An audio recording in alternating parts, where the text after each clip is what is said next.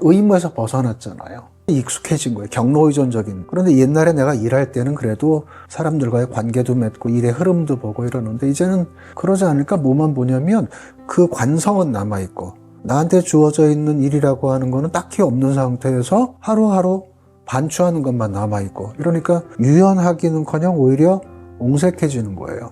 근데 그걸 뒤집어 놓고 생각을 해보면 일하고 살 때는 주어진 일을 수행을 해야 되는 의무가 먼저잖아요. 근데 지금 이제 그게 없는 거예요. 그러면 훨씬 더 생각을 다양하게 할 수 있고 유연하게 할 수 있고 개방적으로 할 수 있단 말이에요. 이건 달리 말하면 우리가 어떤 생계의 삶을 살다가 그 다음 삶을 넘어갈 때 이 단계 교육이 안 돼 있는 거예요. 그 이유는 선행 모델이 없으니까 그렇기도 하고 더 크게 말하면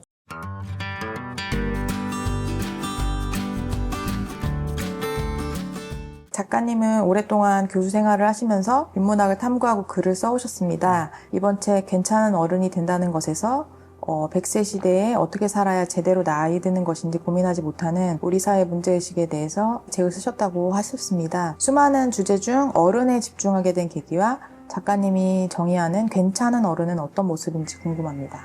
첫째로 고령화 사회로 들어갔잖아요.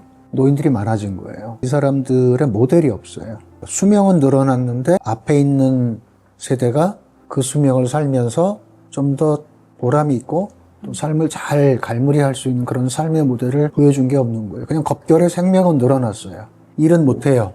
수입은 없어요. 내 삶을 어떻게 살아야 될까에 대한 어떤 체계적이고 인격적인 준비가 안 돼 있는 거예요. 그 앞 세대는 정말 먹고 사는 게 일이었어요. 그러니까 정신없이 살았죠. 지금의 이른바 시니어 세대가 가지고 있는 특징이 뭐냐면 우리가 그걸 자꾸 놓치는데 고등학교까지 보편 교육을 받은 첫 세대예요. 어떤 교육적인 인지적인 이해라든지 이성적 판단이라든지 이런 것들이 훈련은 되어 있는, 기본 훈련은 되어 있는 거예요. 근데 선행 모델이 없으니까 그냥 떠밀려 있는 거예요. 그러니까 주체적으로 살거나 이렇게 하는 게 되게 힘들죠. 또 하나 현실적인 문제는 갈수록 정치적인 판단이 중요하잖아요. 참정권을 자기가 어떻게 발현하느냐에 따라서 우리가 어떤 정부를 만들어내고 어떤 미래를 꾸려가느냐라고 하는 거는 세대를 막론하고 중요한 거예요. 시니어 세대가 많아지는데 이 사람들의 유권자는 점점 커지고 주니어 세대는 상대적으로 줄어드는 거예요. 이 사람들의 의사결정이 다음 세대의 미래에 결정권을 쥐는 상황이거든요. 그거에 대해서 별로 관심이 없는 거예요. 이른바 보수정당은 그냥 자연적으로 자기 표라고 생각을 하는 거예요. 이거는 뭔가 잘못돼도 한참 잘못되어 있는 거죠. 어떻게 하면 조금 더 건강을 잘 유지하고 살까? 건강에 관련된 게 제일 많고요. 그 다음에 어떻게 재테크를 할까? 그 자본이 조금 있으니까 그걸 어떻게 관리할까? 그런 거에 관련된 책이나 강좌는 넘쳐요. 정작 우리가 어떻게 인격적으로 살 수 있고 어떻게 좀 더 의미 있게 살 것인가? 더 나아가서 개인의 문제가 아니라 그 세대 전체가 어떤 고민을 하고 어떤 자각을 통해서 어떤 행동으로 연대할 수 있을 것인가, 이런 문제는 거의 담론이 없어요. 그래서 이런 담론을 좀 만들었으면 좋겠다. 근데 저는 어디 나서는 걸 싫어해요. 회의하는 것도 싫고 직책 맡겨주는 거 싫고 나는 공적인 거 하기 싫어서 이제 학교도 그만뒀는데 이런 거 안 해. 그랬더니 그런 거 말고 우선 스피커 역할을 하자. 젊은 사람들이 아무리 얘기를 해도 들어주질 않으니 그거를 모아서 전달을 해주고 스피커로서 어떤 메신저로서 역할을 우리가 하는 걸로 일단 만족하자. 자기가 그러면 젊은 사람들을 이렇게 모아줄 테니 같이 밥 먹고 얘기하고 그냥 그게 다예요. 근데 얘기를 듣다 보면 서로가 저는 이 사람들 통해서 무슨 생각을 하는지 어떤 고민이 있는지를 듣게 되는 거고, 또 젊은 친구들은 나이 든 사람이라고 해서 전부 다 꼰대가 아니라 우리 말을 들어주려고 하는 시니어가 있다라고 하는 어떤 안도감, 연대감 이런 거를 느끼는 것 같더라고요. 격식 차리지 말고 우선 서로가 이 얘기를 나누면서 그거를 담론을 한번 정리를 해보자. 그러고 있던 차에 이런 기획이 나와서 서로가 호응이 된 거죠. 어른 연구소를 만드신 거잖아요. 김경집 어른 연구소. 모이는 장소 뭐 이런 게 정해져 있나요? 주로 카페, 식당 뭐 이런 데예요. 모여서 밥 먹고 그런 거를 하죠.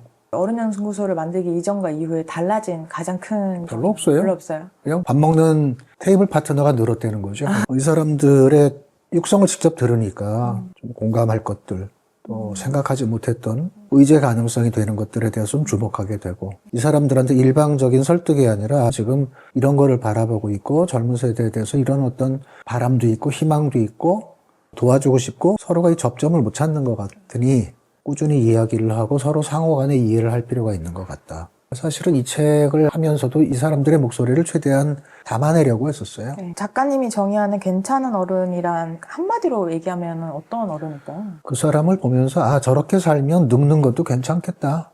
곱게 늙고 나이값 하면서 늙으면 보기 좋잖아요. 최근에 파고다공원 탑골공원에서 이제 뭐 장기 못 두게 하는 거 있잖아요.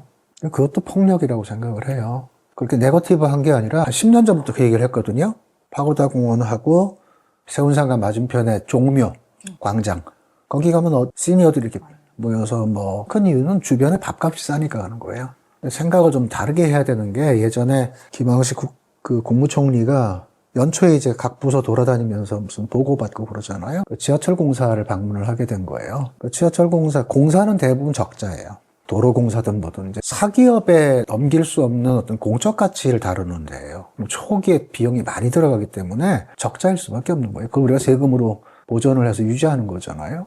그 지하철 공사도 마찬가지예요. 국무총리가 뭐 비서관한테 들었겠죠. 가시면 이런 거 한번 언급해 하세요. 3천억이 넘게 적자인데 한마디를 해야 될 거 아니에요, 총리가.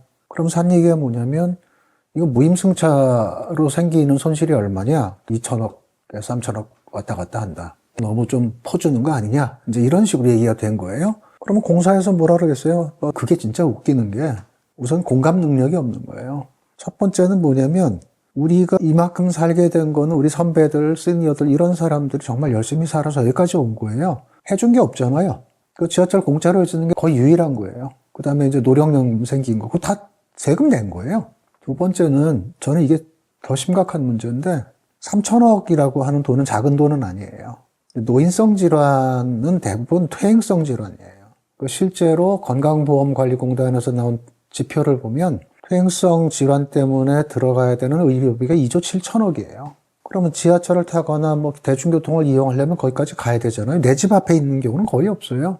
움직여야 된단 말이에요. 그럼 퇴행성 질환의 속도를 줄일 수가 있어요.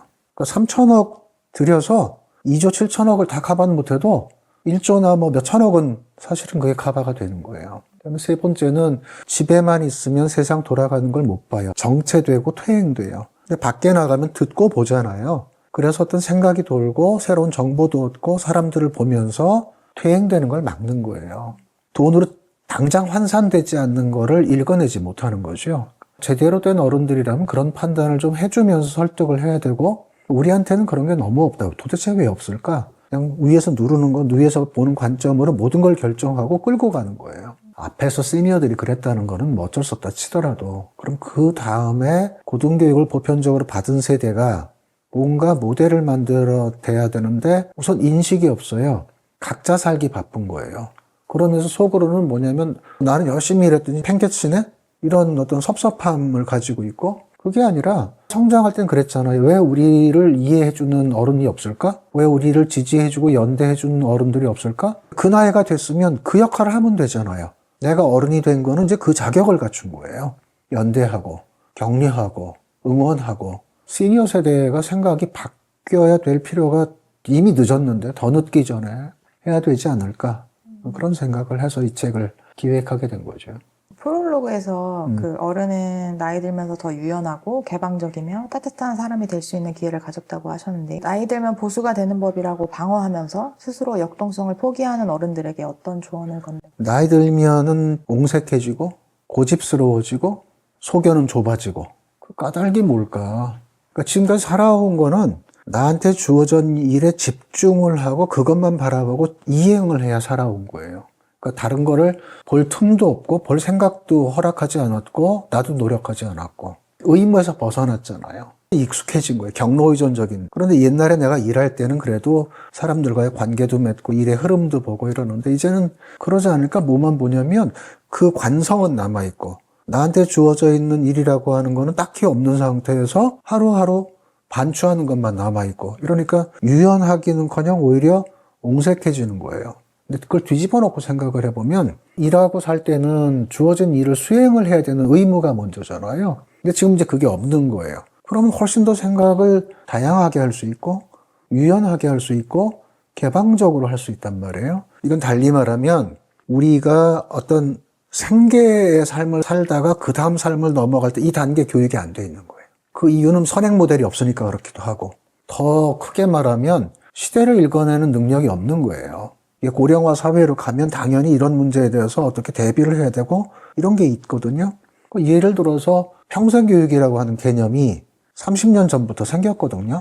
고령화 사회가 되니까 정부기관이나 무슨 뭐 교육기관, 지자체마다 다 담당하는 기관, 기구가 있어요. 평생교육을. 인력도 있고 예산도 많아요. 근데 하는 일을 보면 거칠게 보면 취미, 건강, 오락이에요. 말은 맞죠. 우리 취미생활 못하고 살았으니까 이제 늙음하게라도 취미생활하고 또 오락도 좀 즐겨보고 여행도 가보고 좋은 거예요. 근데 그거를 통해서 내 삶이 바뀌었거나 새로운 일이 생겼거나 새로운 인생관이 생겼거나 그런 건 아직 별로 못 봤거든요. 그러니까 우리는 여전히 공백, 이 갭에 대해서 그렇게 고민을 별로 하지 않아요. 그걸 어떻게 줄일 거냐. 그런 면에서 좀 더 그 세대가 개방적이어야 되고 유연해야 되고, 그거는 당위가 아니라 조금만 내가 신경 쓰면 저절로 되는 거라고 생각해요. 왜냐면 일에서 벗어나 있으니까 자유롭고 세상을 좀 더 너그럽게 볼 수 있고, 그런 점에서 유연하고 개방적이어야 되고, 또 다른 관점 하나는 나이가 들면, 저는 이게 제일 싫거든요. 나이가 들면 보수화된다. 동기들을 이렇게 만나도 다 그래요. 나이 들면 보수화된다라고 하는 그릇된 사고, 그 핑계예요. 속내는 뭐냐면 내가 옛날보다는 잘 살거든. 예전에 비하면 항상 그렇잖아요. 내가 무슨 공짜로 얻은 게 아니라 나도 열심히 노력했고 이렇게 해서 얻은 거예요. 이게 변화되는 건 싫은 거예요. 살고 있는 이 사회가 이만큼 온 거는 내 덕이라는 걸 좀 알아줬으면 좋겠어요. 다른 사람이 알아줬으면 좋겠어요. 그러니까 이게 변하면 내 존재감은 없는 거예요. 우리가 그랬던 이유 중에 하나는 적당히 비겁해서 그런 거거든요. 내가 봐도 이건 말이 안 돼. 뭐가 잘못돼 있고 그릇되고, 그러면 비판하고 때로는 저항하고, 그래도 안 되면 맞서 싸워야 되는데, 그러면 나한테 돌아오는 건 해고밖에 없는 거예요. 해고가 되는 거는 나 한 개인의 문제가 아니라 나와 연관되어 있는 모든 가족 공동체가 와해되는 거예요. 그걸 감당할 사람 없죠. 용기가 대단한 사람 말고는 적당히 비겁하게 타협하면서 살 수밖에 없었어요. 그게 익숙해져서. 해고에 대한 공포가 없단 말이에요, 이제. 퇴직했으면. 근데 길들여져서 나는 지금 이건 흔들리면 안 돼. 예를 들어서 이런 거예요. 노동자 아닌 사람이 어디 있어요?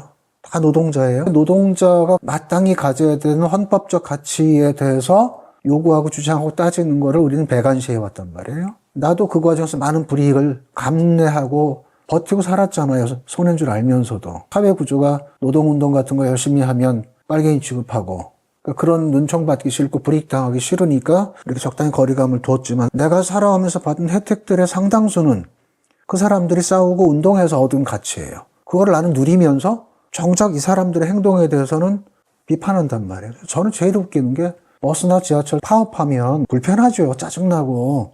우리는 욕부터 해요. 이 사람들이 왜 파업하는지 묻는 사람을 내가 거의 못 봤어요. 프랑스 같은 경우는 뻑하면 파업을 하는데 욕하는 게 아니라 그냥 참아요. 이유가 뭘까요?